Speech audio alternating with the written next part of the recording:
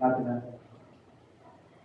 At kayo mag-judge kung si Elijah ba to o hindi. Dahil hindi nabanggit ang pangalan. Sa Revelation na uli siya.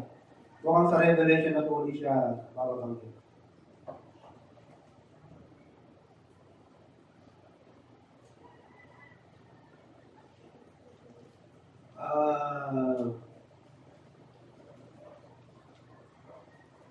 Chapter 11 of Revelation. Verse 3. And I will give power unto my two witnesses, and they shall prophesy 1,260 days, clothed in sackcloth. These are the two olive trees and the two candlesticks standing before the God of the earth. And if anyone will hurt them, the fire proceedeth out of their mouth, and devoureth their enemies. And if anyone will hurt them, he must in this manner be killed. These have power to shut heaven, that it rain not in days of their prophecy. Sino prophet yun? Diba? Hindi na-mention ang pangalan. Pero sino yung prophet na they have power to shut the rain in the day of their prophecy? Elijah. Another one. Verse 6. And have power over waters to turn them to blood. Sinong prophet yun, di ba? Na who turned water into blood? Moses. So, marami nag-conclude that these two faithful witnesses na lalabas sa tribulation time at mag-preach kasama ng 144,000 Jews would be Moses and Elijah. And what will happen to these two? Kaya sa Elijah, makakaranas din ng kamatayan. Dahil in this chapter, mamamatay sila eh. At 3 days sila na yung katawan nandiyan lang sa kalsada. And the people in the world will rejoice dahil sa kanilang katuwaan, dahil televised yan worldwide. Kasi sa tribulation time, high-tech pa talaga. High-tech na tayo ngayon eh. At pagdating ng tribulation, mas high-tech pa. Matatelevised to ng mundo. At alam nyo gagawin ng mga tao? They will exchange gifts. Papalitan sila ng mga regalo. Dahil patay na itong dalawang witness na matagal tayong tinorture tayo ng kanilang mga preaching. So, that would be the last record about Elijah. Ang kanyang huling ministry ay magaganap sa Book of Revelation. Revelation. Okay? So, tutuloy po natin ang pag-aaral. Tayo tumayo at tayo tapos na malayo sa ating sa. Salamat po, Ama, sa pagkamakao naman ng pag-aaralan ng mga salita. Pagpalain niyo po, Ama, ang pagpapatuloy ng aming gawain, kayo po ang patuloy ng may taas at mahayag sa aming kalamitan ng mga katutuhan. Nawa po, Ama, ito ay magpatibay at magpatag sa aming mga pananampalataya, magtuwid sa aming mga pamumuhay, at gabayan kami, Ama, sa aming mga pagkilos, sa aming mga posisyon, sa aming mga gawain. At po ang aming langit sa ngalan ng Panginoon. Sa ating design, balikan po natin ang 1 Kings chapter 19. 1 Kings chapter 19, balikan muna natin yung verse 45.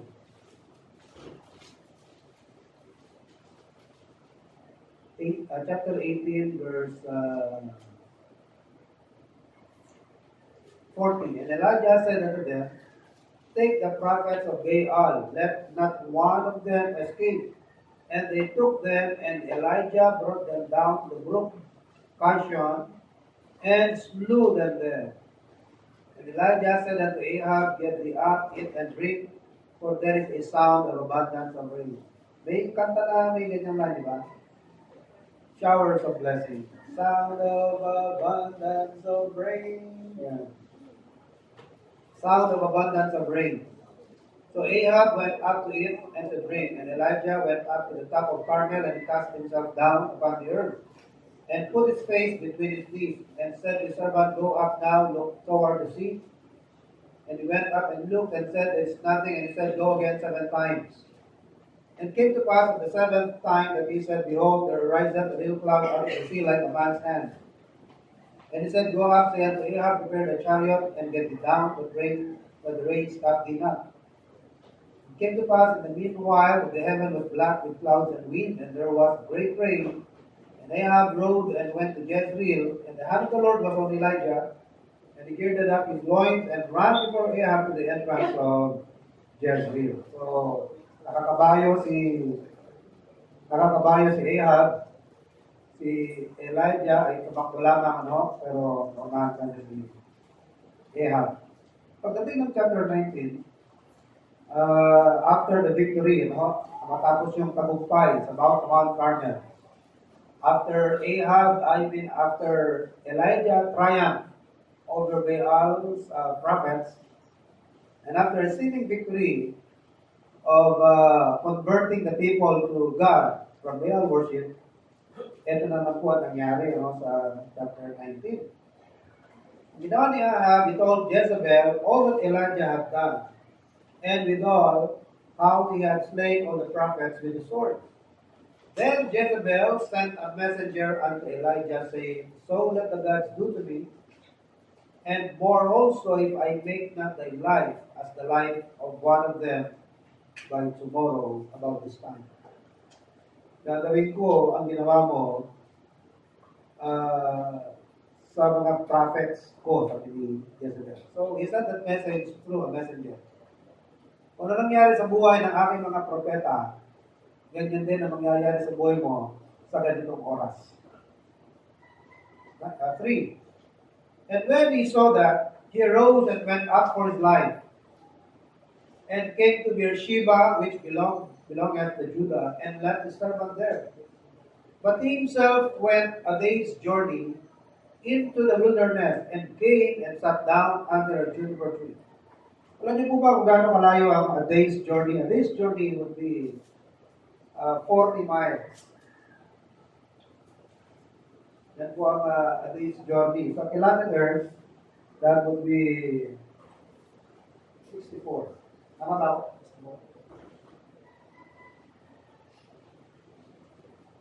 Tama? 1 mile is 1.6. Diba? 1.6 kilometer. So 10 miles would be 16. Apat na 16. 64. Diba? So yun ang tinakbo ni Elijah at age of 80. He was 80 years old. After he heard of the message of Jezebel, of her intent to kill him, nakikita niyo kung paano ka i-drive ng instinct mo for self-preservation, diba? Ano yan eh? Yung instinct mo for self-preservation, ganyan siya dinala ng kanyang instinct of self-preservation. Umakbo siya, wala lingon-lingon, for 64 kilometers. Pagdating niya sa lugar kung saan siya nagpahinga, under the juniper tree, sabi niya, Panginoon, take my life. So he was very discouraged, after receiving victory, in Mount Carmel. He was very despondent. He was discouraged. He was depressed. He was in great despair after the victory. Sabi niya, Lord, let me die. He requested for himself that he might die and said, It is enough now, O Lord, take away my life, for I am not better than my fathers. And as he lay and slept under a juniper tree, behold, then an angel touched him and said unto him, Arise and eat. And he looked, and behold, there was a cake baken on the coals, and a cruse of water at his head. And he did eat and drink, and laid him down again. And the angel of the Lord came again the second time, and touched him, and said, Arise and eat, because the journey is too great for thee. And he arose and did eat and drink, and went in the strength of that meat 40 days and 40 nights unto Horeb, the mount of God. So after tasting the angel's food, kumain si Elijah ng angel food, Sana yun na lang meron tayo, Ilang araw siyang nakapaglakbay, wala kain-kain. 40 days and 40 nights. Sa sa isang kain lang, no, ng pagkain ng anghel. Uh, Verse 9, and he came thither unto a cave, and lodged there. And behold, the word of the Lord came to him, and he said unto him, What doest thou here, Elijah? Kumbaga sa expression sa Tagalog, ba't ka nagmumukmok dito? Ba't ka diyan sa kuweba? Ba't ka nagtatago? Ba't ka nagmumukmok? And he said, I have been very jealous for the Lord God of hosts. For the children of Israel have forsaken thy covenant, thrown down thine altars, and slain thy prophets with the sword. And I, even I only, am left, and they seek my life to take it away. And he said, Go forth and stand upon the mount before the Lord. And behold, the Lord passed by. And a great and strong wind rent the mountains and brake in pieces the rocks before the Lord. But the Lord was not in the wind. And after the wind, an earthquake, but the Lord was not in the earthquake. And after the earthquake, a fire, but the Lord was not in the fire. And after the fire, a still small voice. And it was so when Elijah heard it, that he wrapped his face in his mantle and went out, and stood in the entering in of the cave, and behold, there came a voice unto him and said, What doest thou here, Elijah? And he said, I have been very jealous for the Lord God of hosts, because of the children of Israel have forsaken thy covenant, thrown down thine altars, and slain thy prophets with the sword. And I, even I only, am left, and they seek my life to take it away. And the Lord said unto him, Go, return on thy way to the wilderness of Damascus, and when thou comest, anoint Hazael to be king over Syria. Still, and Jehu, the son of Nimshi, shall thou anoint to be king over Israel, and Elisha, the son of Shaphat, of Abel Meholah, shall thou anoint to be prophet in thy room. And it shall come to pass that him that escapeth the sword of Hazael shall Jehu slay, and him that escapeth from the sword of Jehu shall Elisha slay. Yet I have left me 7,000 in Israel, all the knees which have not bowed unto Baal, and every mouth which hath not kissed him. So, sabi ng Panginoon kay Elijah, nakakala ni Elijah na kanyang career, ang kanyang ministry was a failure. Dahil sabi niya, ako na lang ang natira. Lahat ng mga propeta mo, pinatay, ako na lang ang natira.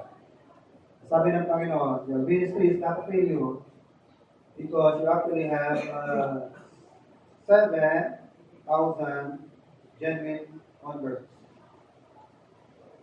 Bukod pa yung nakakamali, bukod pa yung 100 na tinago ni Obadiah.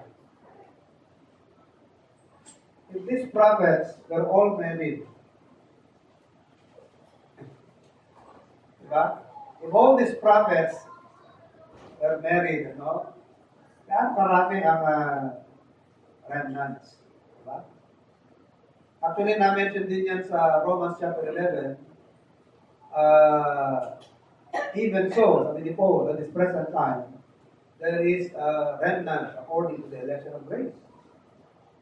Yung sinasabi niya, also, sa panahon ito, dahil ang kanyang ginawang comparison ay yung remnant during the time of Elijah.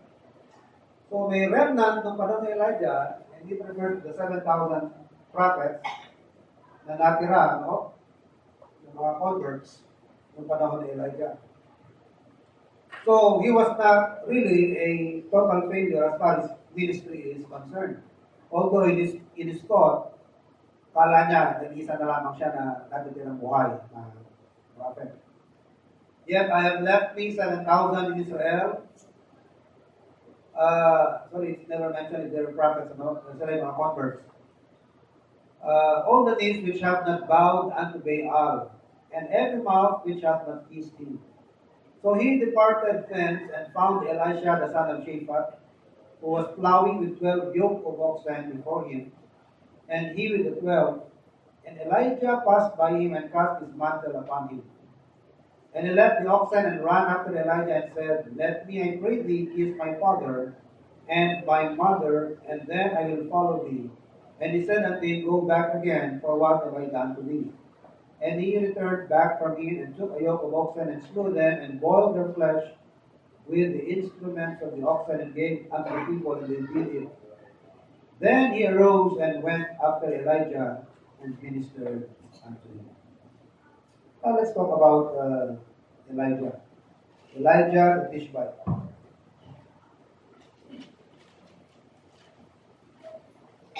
It has been said na most of the notable failures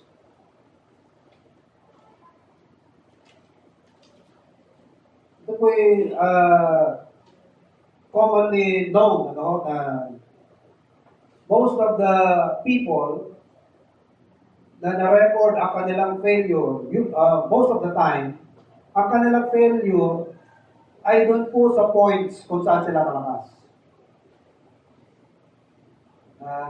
Naintindihan ko ninyo?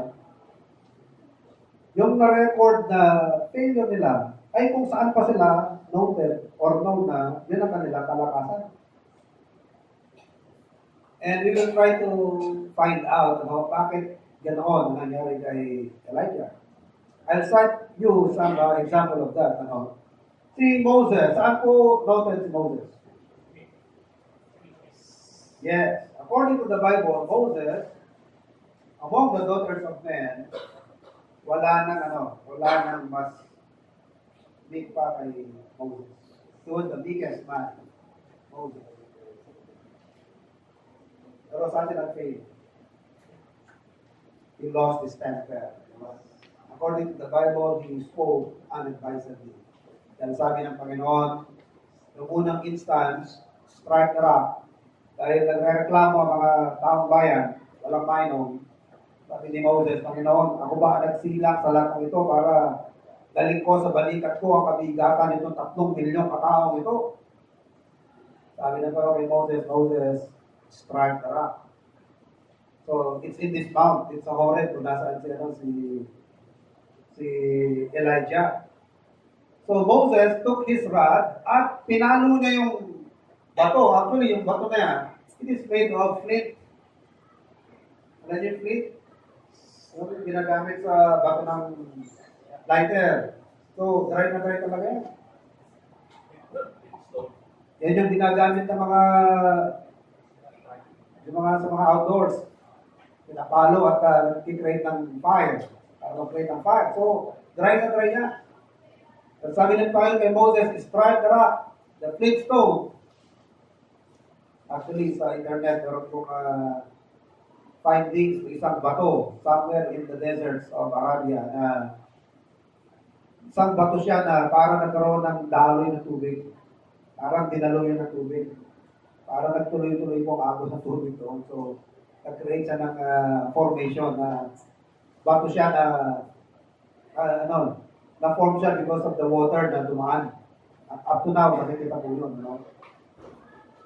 Now, sa pangalawang pangyayari, ang taong bayan na kailangan na ng tubig, but instead of praying to God for help, ang parating initial reaction nila when there's problem, they would react in the form of what? Complaint or murmuring. At agad-agad naghahanap sila ng mag-blame. Agad-agad sinisisi nila si Moses. Sabi nila kay Moses, wala bang sapat na libingan sa Egypt para dito mo kami dinala sa ilang para dito na kami mapalibing? Ilang ulit yan na dadapot sila ng bato at babatuin si Moses, including Aaron. Nagpagawa pa sila ng guyang baka. Sabi nila kay Aaron, patay na yata si Moses. 40 days natin hindi nakikita. Tara, balik na tayo sa Egypt. Gawa tayo ng rebulto natin. At yan ang magiging gabay natin. Pabalik sa Egypto. Sabi ni Aaron, o sige, patak-patak. Bigay sa lang kanila mga dintong ikaw, dintong pulseras, at kwintas. Nilusaw nila. Ayun, lumabas ang gintong baka. Pagbaba ni Moses, narinig niya yung hiyawan ng mga tao. Sabi ni Joshua, nagkakasayahan. Sabi ni Moses, hindi yan ingay ng kasayahan.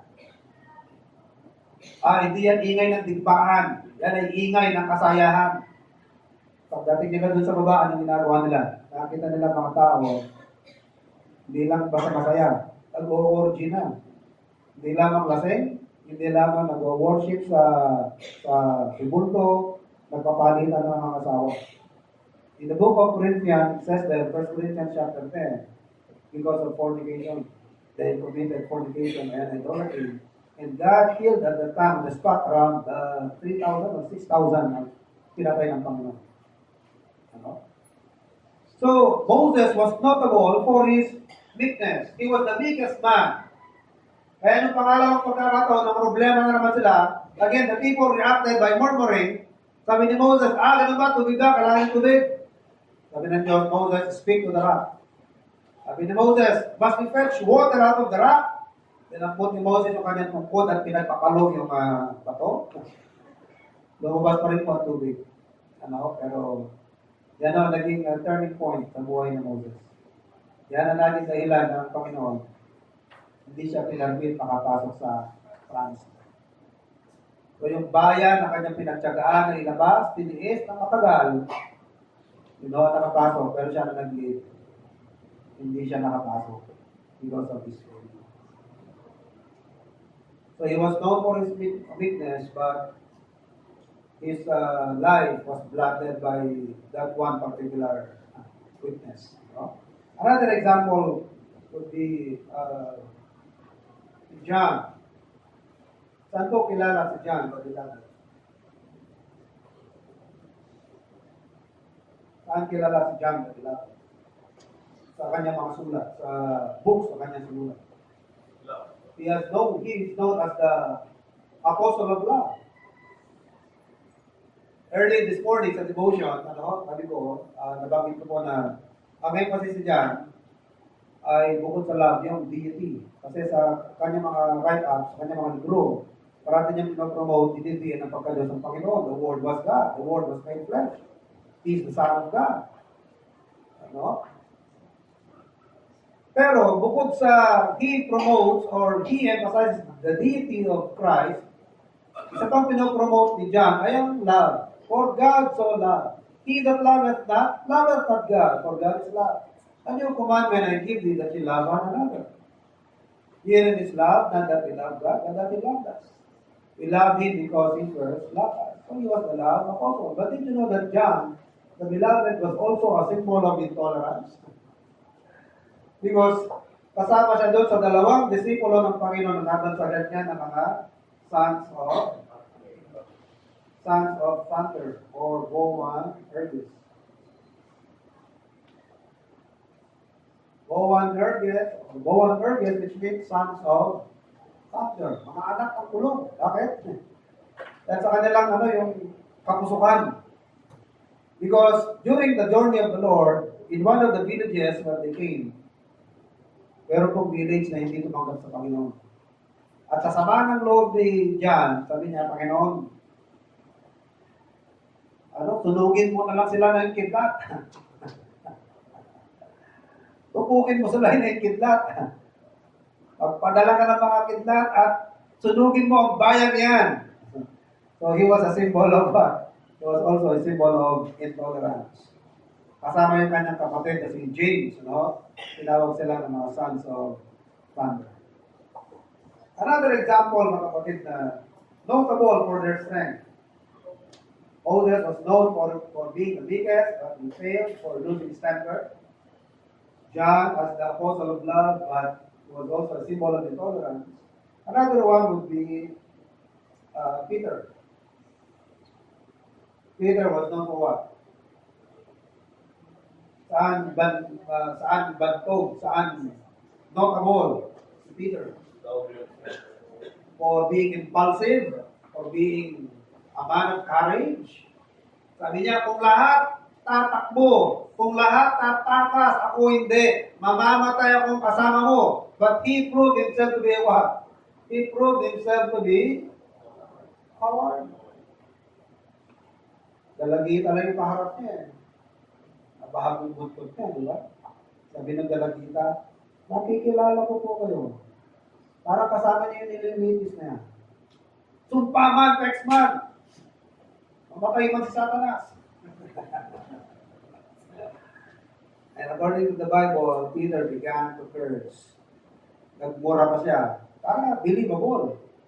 Para believable yung kanyang pagsisinungaling. Nagmura pa siya. Ano?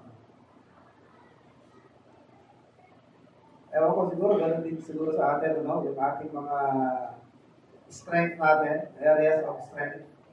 At one time, bibigay din tayo sa areas sa mga kalakasan natin at ma-realize natin na hindi pa rin talaga ako malakas. Ano? All of us will experience that one way or another, no? In some form, makaka-experience tayo din yan. Same thing with Elijah. Elijah was known for being a man of courage. A man so independent, so stern, napakatapang, independent, parang Iron Man to eh. Tigas siya. Bakit? Sige, sama-sama na kayo. Sa bundok ng Carmelo, magkikita tayo. Kung Diyos si Baal, lahat tayo kay Baal. Pero kung hindi sa Diyos lamang tayo sasamba. Eh, wala nga siya nakampi. Ang feeling niya nga, mag-isa na lamang siya natin tirang propeta ng Panginoon eh. Pero nanindigan po siya.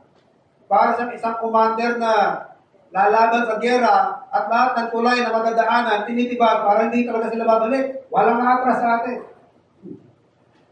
Lahat ng tulay na tatawilin natin, susunugin natin, wala nang babalik kung saan tayo